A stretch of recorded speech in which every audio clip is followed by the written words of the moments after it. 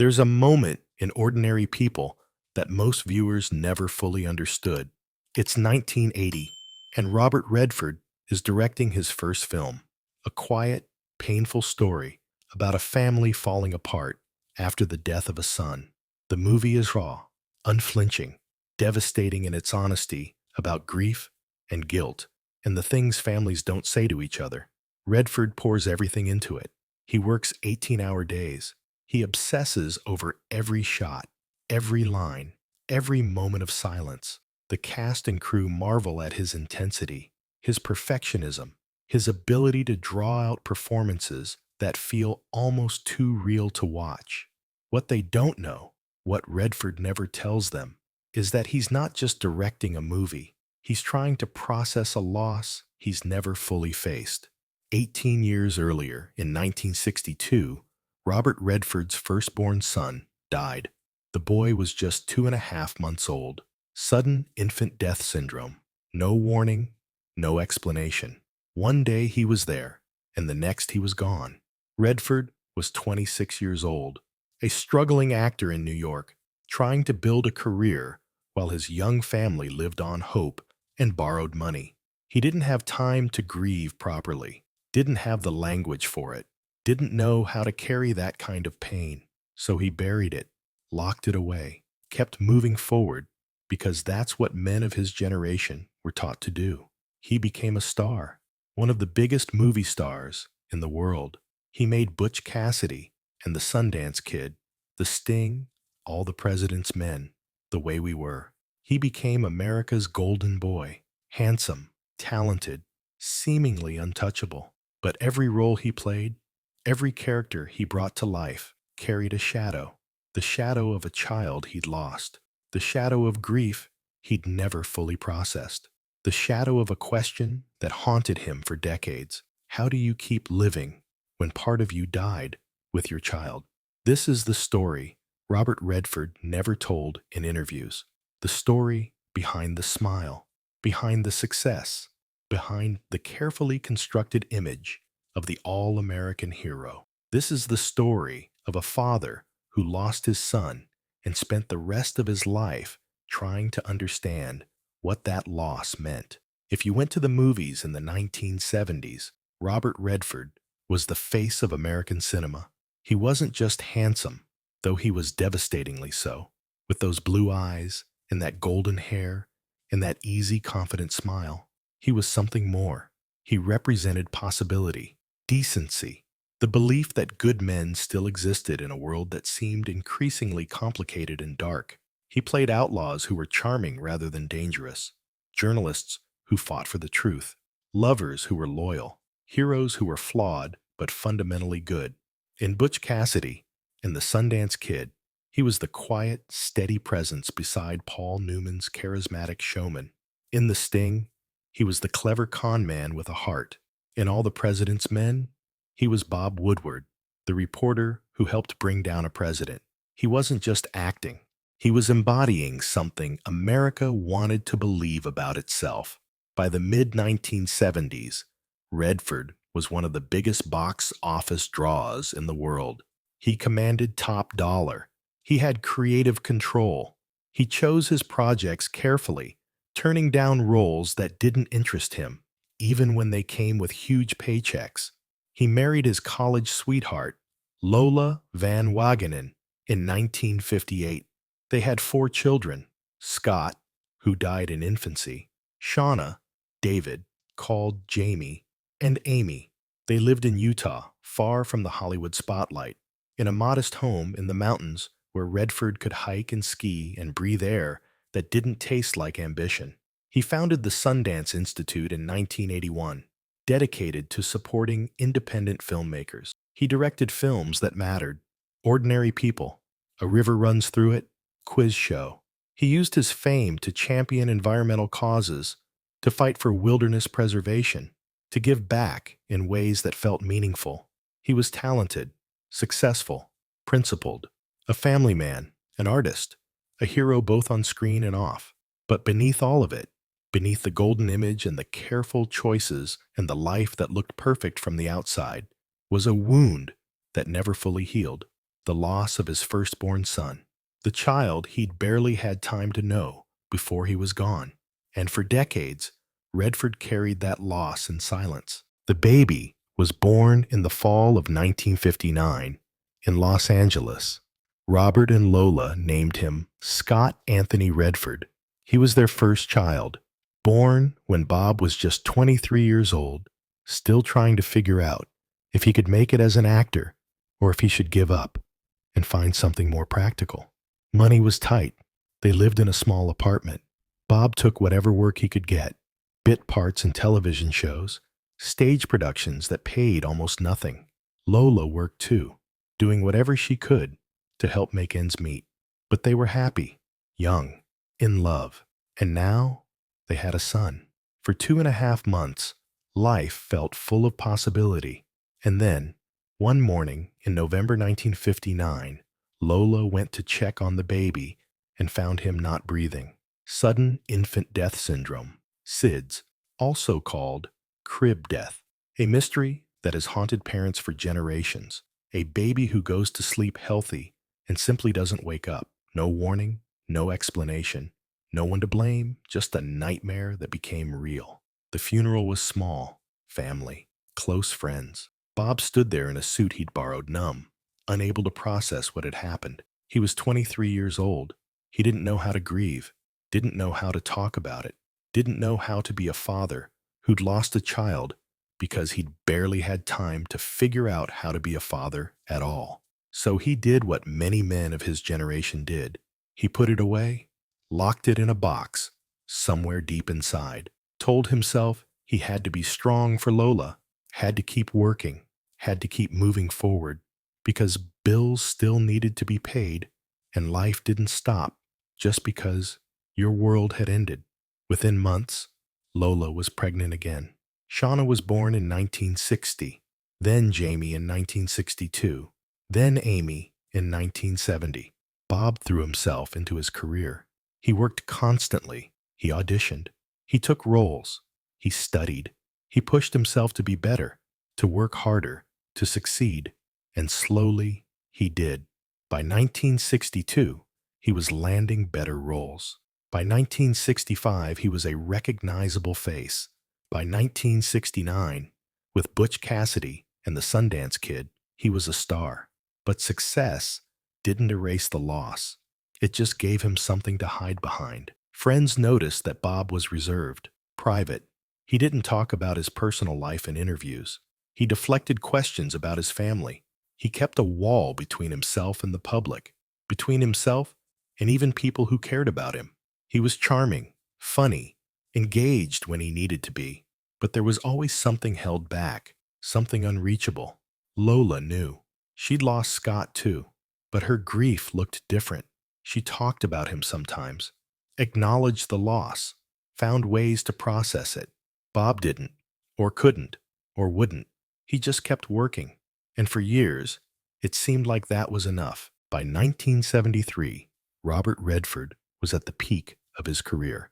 The Way We Were Opposite, Barbra Streisand, was a massive hit. The Sting reunited him with Paul Newman and became one of the highest-grossing films of the year, winning 7 Academy Awards, including Best Picture. He wasn't just a movie star. He was a cultural icon. Women wanted him. Men wanted to be him. Directors fought to cast him. Studios gave him whatever he asked for. In 1976, he starred in All the President's Men, playing Bob Woodward, the Washington Post reporter who helped expose the Watergate scandal.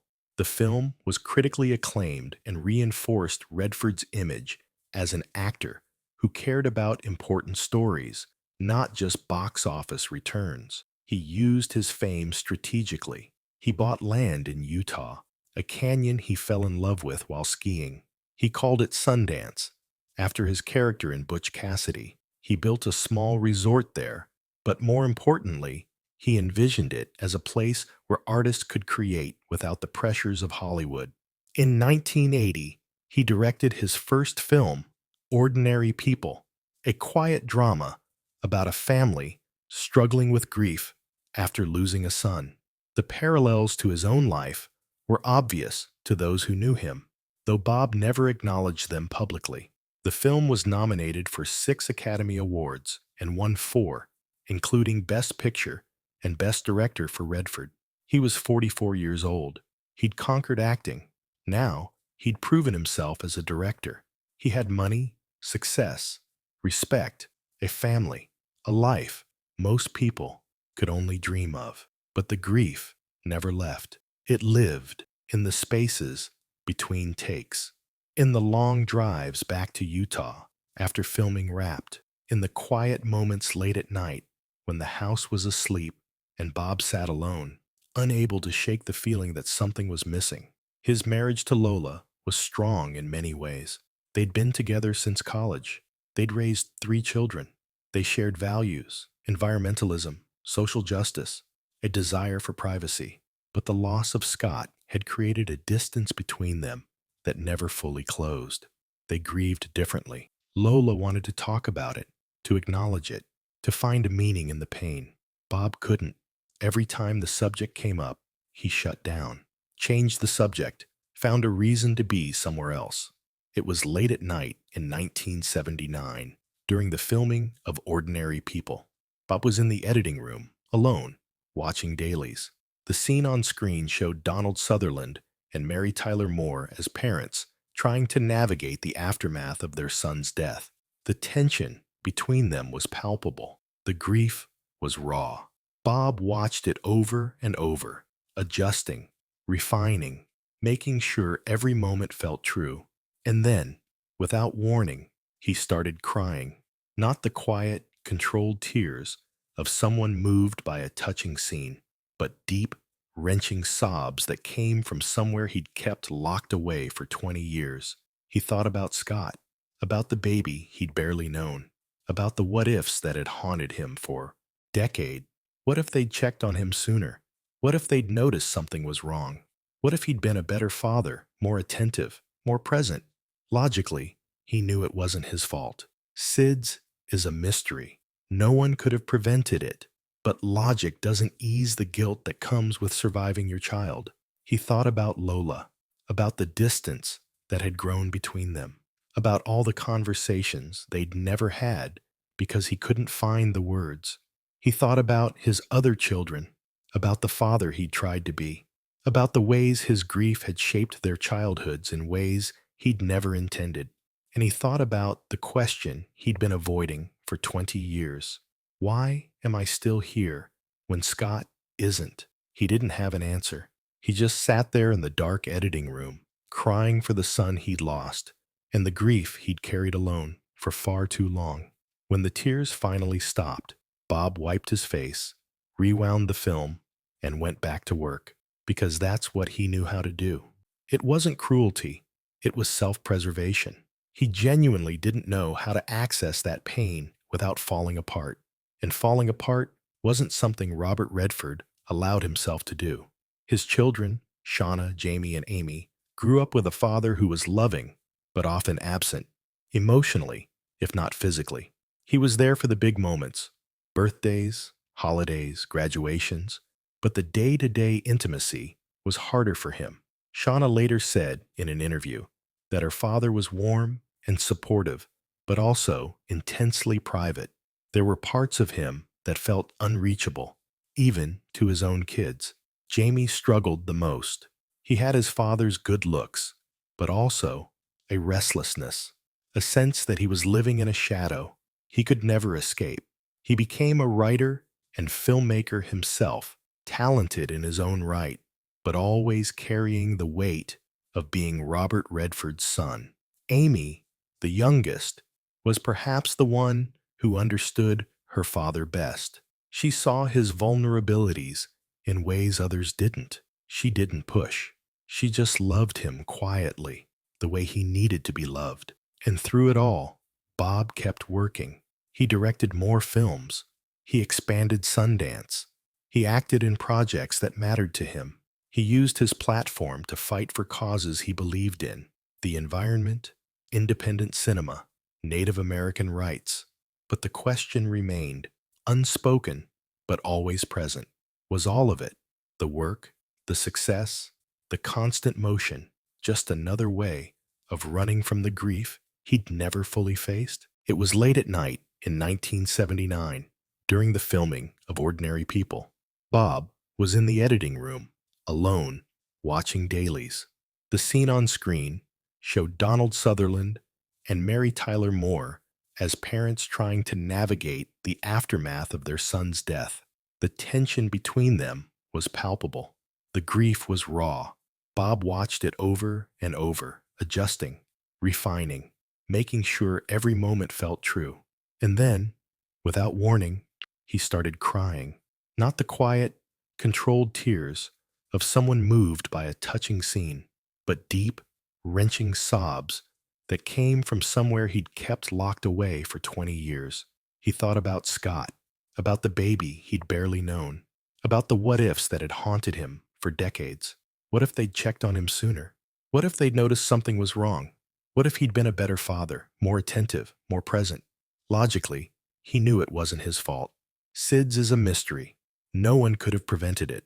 But logic doesn't ease the guilt that comes with surviving your child. He thought about Lola, about the distance that had grown between them, about all the conversations they'd never had because he couldn't find the words. He thought about his other children, about the father he'd tried to be, about the ways his grief had shaped their childhoods in ways he'd never intended. And he thought about the question he'd been avoiding for 20 years. Why am I still here when Scott isn't? He didn't have an answer. He just sat there in the dark editing room, crying for the son he'd lost and the grief he'd carried alone for far too long. When the tears finally stopped, Bob wiped his face, rewound the film, and went back to work, because that's what he knew how to do. Ordinary People was released in September 1980. Critics praised it. Audiences connected with it. It felt real in a way that most Hollywood films didn't. Messy, uncomfortable, honest about the ways grief can destroy a family if you don't find a way to talk about it. At the Academy Awards in March 1981, Ordinary People won Best Picture. Robert Redford won Best Director. When he accepted the award, Bob was gracious, humble, grateful. He thanked the cast and crew. He thanked his family. He made a joke to lighten the moment. But those who knew him well noticed something in his eyes. Relief, maybe, or exhaustion, or the faint recognition that he'd just spent 2 years making a film about the thing he'd been running from his entire adult life. After the Oscars, Bob expected to feel triumphant, vindicated, proud. Instead, he felt empty. Directing Ordinary People had forced him to confront his own grief, at least indirectly, but it hadn't healed anything. If anything, it had opened wounds he didn't know were still there. In the years that followed, Bob directed more films. A River Runs Through It, Quiz Show, The Horse Whisperer. All of them, in their own way, dealt with fathers and sons, with loss, with the things men don't say to each other. He continued acting. The Natural, Out of Africa, Indecent Proposal. He remained a star, though he took on fewer roles, became more selective, spent more time behind the camera than in front of it. And then, in 1985, after 27 years of marriage, Bob and Lola separated. They divorced officially in 1985. It wasn't dramatic. There was no scandal. Just two people who'd grown apart, who'd carried different griefs in different ways, who'd reached a point where staying together felt more painful than separating. Bob later married Sybil Sagars, an artist, in 2009. The marriage was quiet, private, built on a foundation of mutual respect and shared interests rather than Hollywood glamour. But even in his later years, even with a new life and new love, the shadow of Scott's death remained. In interviews, when asked about his children, Bob would mention Shauna, Jamie, and Amy. Sometimes he'd mention Scott, briefly, quietly, just enough to acknowledge he existed. But he never went deeper, never talked about what that loss meant, never fully opened the door he'd spent a lifetime keeping closed. Here's what most people never understood about Robert Redford: the golden boy image, the all-American hero, the man who seemed to have it all. It was real, but it was also incomplete. Beneath the success and the charm and the carefully curated life was a man who'd lost a child and never fully figured out how to live with that loss. He didn't become an alcoholic. He didn't self-destruct. He didn't lash out or fall apart in visible ways. He just kept going. He built a career. He raised a family. He directed films that mattered. He fought for causes he believed in. But there was always a part of him that was unreachable, a part that stayed locked in November 1959, standing at a graveside, trying to understand how the world could keep turning when his had just stopped. The tragedy of Robert Redford isn't that he lost his son. It's that he spent the next 60 years building a beautiful life while carrying the weight of that loss alone. He didn't talk about it, didn't process it, didn't let people in, and in doing so, he denied himself and his family the healing that might have come from sharing the grief instead of bearing it in silence. Robert Redford retired from acting in 2018 at the age of 82. His final film was The Old Man and the Gun, a quiet, understated story about a man who couldn't stop doing the thing he loved, even when logic said it was time to quit. It felt like a fitting end, not dramatic, not grand, just honest. Bob gave a few interviews to promote the film, and in one of them, a journalist asked if he had any regrets. Bob paused, thought about it for a long moment. "I wish I'd been better at opening up," he said finally. "I think I held too much in. Thought I had to be strong all the time. But strength isn't the same as silence." It was the closest he'd ever come to acknowledging what those who knew him had always understood: that Robert Redford, the golden boy, the all-American hero, the man who seemed untouchable, had spent a lifetime carrying a grief so deep that he couldn't find the words for it. Scott Anthony Redford would have turned 64 in 2023 if he'd lived. Bob is 90 now, living quietly in New Mexico with his wife Sybil. He doesn't give many interviews anymore, doesn't attend many public events. He's earned his peace. But those who've known him over the decades say the same thing, that even now, even after all these years, there's a sadness in his eyes that never quite goes away. The sadness of a father who lost his son too soon and never fully forgave himself for surviving. Some stories aren't about heroism or stardom or success. They're about the private grief we carry, the losses that shape us in ways we can't always articulate, the children we never got to see grow up, and the quiet question that stays with us forever: what would you have become if you'd had the chance? And some stories stay with us forever. If this quiet story touched you, feel free to subscribe and join us for more Forgotten American Lives.